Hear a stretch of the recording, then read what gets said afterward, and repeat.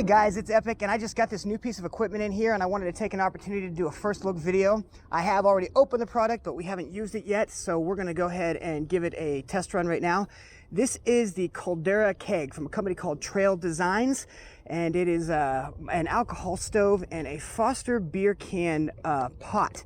And I'm going to switch this out on the upcoming trail that I'm about to do, the Timberline Trail. I'm going to trade this in. I was using my MSR wind burner, which is something that I absolutely love. I just got done using this on the Tahoe Rim Trail.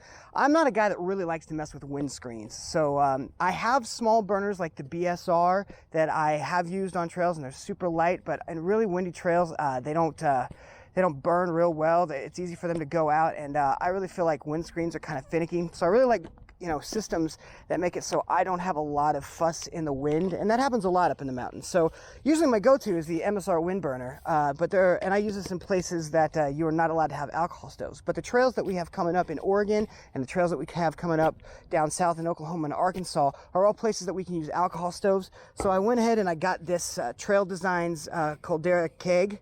And I'm just going to open it up and show you the components, and then we're going to do a burn and boil test for you real quick. So I added this. This is so I can do shakes inside of this plastic container. This did not come with the kit. This is something that I just set in there to see if I could store it there. But the kit consists of a cup, an alcohol stove. This is called a Kojin stove. The pot, which is a machined Foster's beer can. Let me pull this stuff out for you here. The Caldera cone, which I have my own rubber band on, that also did not come on it. A cozy for the cup. A small measuring cup for alcohol fuel. A 5.5 ounce alcohol fuel bottle. My spoon, which also did not come with the kit.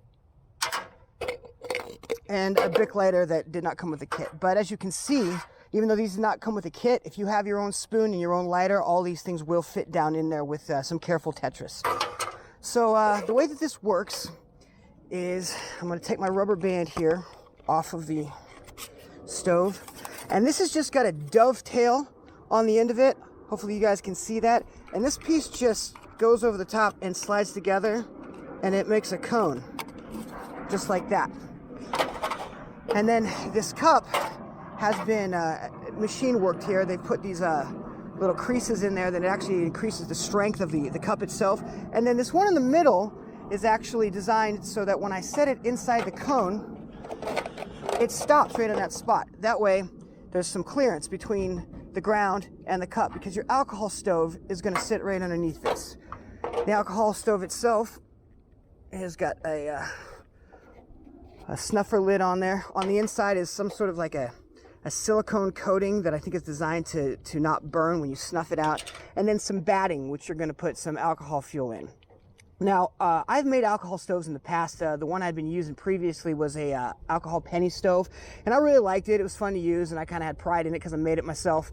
But one of the issues that it had is that if I didn't leave it burning after I was done boiling water, then it would have excess alcohol in it, and so when I would put it away, it would leak all over the place. I tried all kinds of stuff to keep that from happening, and it's really kind of a pain, and it's an issue. Great thing about these stoves with the batting is that even though you have to pour the alcohol in kind of slow, once it absorbs in there, it's not coming back out again. Plus you have the benefit of a lid when everything is said and done. Whoop, we're losing stuff here. It's a windy day. So what we're going to do is we're going to do a quick burn test for you. I'm going to add some alcohol fuel to this, and then we are going to see how long it takes to get a boil from 2 cups of water. Okay guys, so what I've got here is my Vargo alcohol fuel bottle. As I said, I haven't used this kit yet, so we have not filled this 5.5 ounce bottle, but I did bring mine from another alcohol stove kit. I've got 8 ounces of fuel in here. It should only take about 1 ounce of fuel to do a single boil. So we're going to go ahead and take this and put it in the stove. I'm just going to take this and do this like this.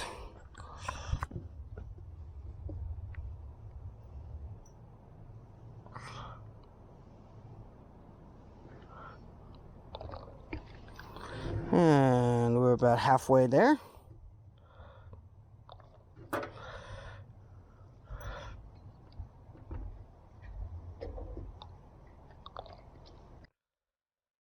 just a little bit more.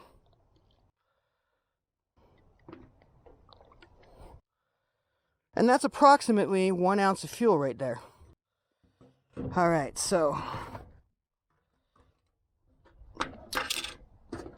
first thing we got to do is get this lit. Now guys, in this light, it may be difficult to see when the stove is lit. That's one thing about alcohol stoves, is unless you're in dim light, it's really hard to tell when it's lit.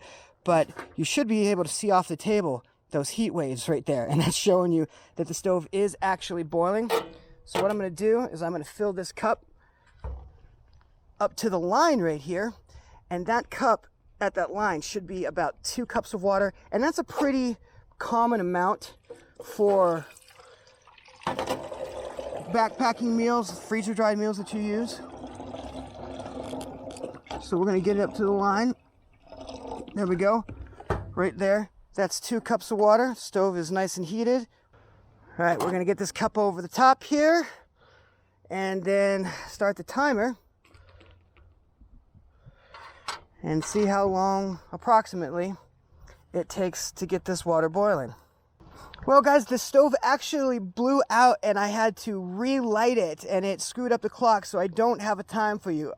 It was probably just about 6.5 minutes on approximation. I'm sorry I don't have the stopwatch for you, but I actually did have to pick it up and relight it. It is, as of now, it's at a full rolling boil. This is what it looks like. It worked really well, about 6.5 minutes to get this boiling. Obviously that is not as fast as a canister stove, but it is a lot lighter. I'll get these things on the scale here and show you what they weigh by comparison. Alrighty. Now we just slide this little cozy over the top so we can pick the can up. And blow out the alcohol stove. It's as simple as that. And then should be able to put the lid right on top. Alright guys, just to get a quick comparison on what I was carrying before and what I am carrying now, I just want to show you what both of these things weigh with just the parts that they came with and no fuel. So this is the MSR wind burner, and it is coming in at 17.05 ounces on the scale. And this is the Caldera Keg. I have taken out the items that I have added, so this is just what the kit comes with and no fuel in it. And that is coming in at 6.75 ounces. So the only weights that will be added to this is filling that 5.5 ounce bottle of fuel and adding, of course, a canister to this, which is going to be heavier than the 5.5 ounces of fuel.